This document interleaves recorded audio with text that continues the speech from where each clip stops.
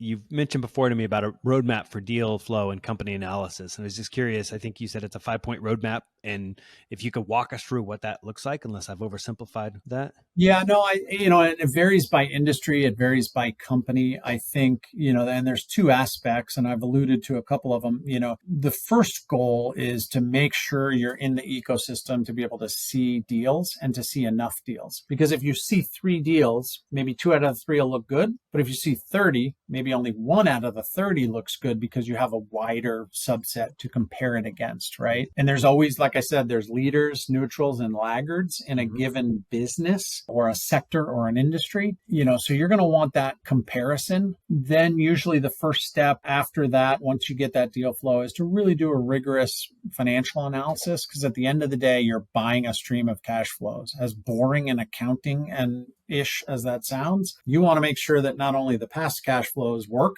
and that they're, fairly repeatable. We don't have a great year one year and a crummy year the next, right? You want to look for that stability. But most importantly, are those cash flows going to continue for the next several years, provided you don't mess it up, right? So, really analyzing the business from that standpoint, and then going back and comparing it against other businesses, because you'll learn a lot about your business and where you sit as a leader, neutral, or laggard by that comparison, and getting deep on the financial side of it. And then going back to team, marketplace, areas for growth and expansion. The marketplace is a pretty efficient thing. So if you're going to pay somebody what their business is worth, if you really want it, you might have to pay a little bit more, right? If you're going to do that, the only way you win is by growing the business, because growing the business will allow you a little bit of profit, and it'll also allow you to service your debt and create something more valuable. So really then looking at the growth prospects for that given business or that given industry, and if I had to select, would I select a business that's growing at the rate of GDP,